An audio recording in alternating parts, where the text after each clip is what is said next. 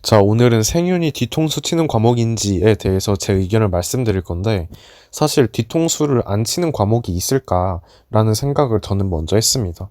뭐 국어든 영어든 수학이든 탐구든 노력만큼, 예상 점수만큼 점수가 안 나오면 사실 뒤통수 친 거죠. 그러니까 뒤통수를 안 치는 과목은 없다고 생각을 하는데, 유독 왜 생윤이 그런 말이 더 나올까 제가 생각을 좀 해봤습니다. 일단 첫 번째로 말장난이 좀 있어서 그런 것 같고, 또 두 번째로는 채점 전까지는 내가 푼 게 맞아 보여서, 그렇게 이 두 가지가 좀 큰 원인이 아닌가 싶어요. 그래서 사실 생윤에게 우리가 이제 뒤통수를 안 맞으려면 저 말장난이랑 채점 전까지 맞아 보이는 거, 저거를 해결하면 되는 거겠죠? 해결을 어떻게 해야 될까요? 일단 그냥 정확하게 공부해야 돼요. 근데 그 공부하는 것도 중요한데, 사실 우리가 말하는 그 말장난, 그 낚시, 그거는 결국 대부분은 이제 제시문이랑 선지를 정확하게 안 읽어서 발생하는 겁니다. 예를 들어서 우리 문제에 막 낯선 선지가 나왔다고 칩시다. 개념기출 EBS에서 안 나온 게 나왔어. 그럼 보통 그거에서 좀 당황할 수 있잖아요. 근데 대부분 그거 제시문에 나와요. 그러니까 일단 제시문을 잘 읽으셔야 돼요. 잘 읽고, 그 다음 두 번째로 선지에서도 실수하면 안 돼요. 약간 국어처럼 좀 정말 끊어 읽고 또박또박 머리에 딱 집어넣는 약간 그런 정독하는 습관을 가지면 사실 이제 제시문이랑 선지 실수가 안 나오는 거고, 그러한 실수를 줄이면 그 말장난이 안 넘어가죠. 그리고 사실 안 넘어가려면 그 기준이 정확히 잡혀 있어야 돼요. 이게 맞는 선지인지 틀린 선지인지 정확한 기준이 잡혀 있어야 되고, 그 기준의 근거는 개념 기출 그리고 수특 수완입니다. 왜냐면 개념은 사실 이제 수능이 어디서 나와요? 결국은 교과서 개념 기반으로 내는 거잖아요. 그러니까 수능의 출제 근거가 첫 번째로 교과서, 즉 우리가 인강에서 배우는 개념들인 거고, 두 번째로 기출, 이거는 우리가 이미 평가원에서 직접 출제했으니까, 뭐 생겨는 뭐 오류의 논란 뭐 그런 게 있을 수도 있지만 기출만큼은 오류가 없잖아요. 그리고 마지막으로 수능 특강과 수능 완성, 이거는 평가원에서 직접 이제 출제한다고 근거를 밝혔고, 제가 다른 과목은 EBS 이렇게 강조 안 하는데 생윤만큼은 EBS를 강조 드립니다. 그 약간 생윤 EBS 풀어야 되는지에 대해서도 제가 올해 초에 이제 영상을 올렸거든요. 그러니까 그걸 좀 보시면 좋겠고, 어쨌든 EBS를 푸시는 거를 정말 추천드려요. 그래서 이 세 개를 정확히 머리에 넣고 5개념이 없는 상태라면 사실 선지 정오 판단 제대로 할 수 있죠.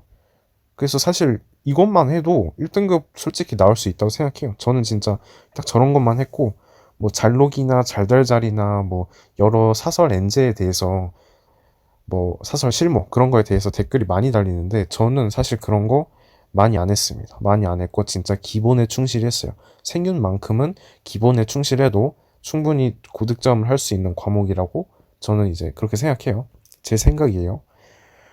뭐 그런 좀 심한 콘텐츠들은 당연히 이제 개념 기출 EBS가 잘 된 상태에서 풀면 좋죠. 근데 그게 잘 안 된 상태에서 그걸 하는 거는 좀 바람직하지 않다고 저는 생각을 합니다. 근데 그럼 이제 또 이런 생각을 할 수 있어요.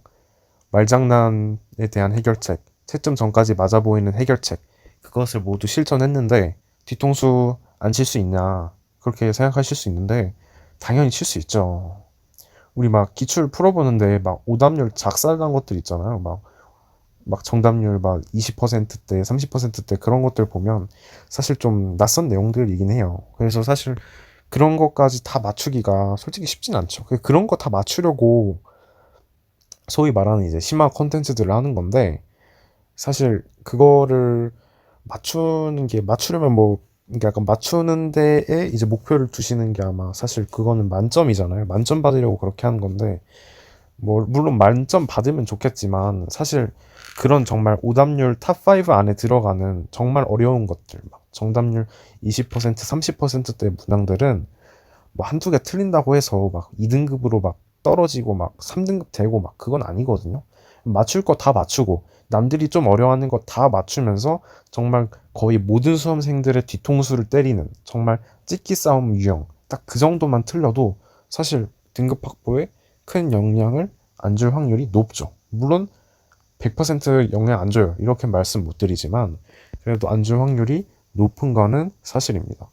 그래서 그냥 제일 바람직한 생긴 공부법은 저 선지정독, 제시문 정독하는 습관 제대로 잡으시고 기념기출 EBS 정확히 하셔서 맞춰야 되는 거 다 맞추고 남들이 헷갈려 하는 것들까지 다 맞춘 다음에 그냥 이제 딱 점수 잘 내는 게 사실 제일 이상적이에요. 왜냐면 어쨌든 이제 남은 시간이 100일도 아니고 이제는 90 며칠대로 줄어들고 있고 사실 시간이 별로 안 남았어요.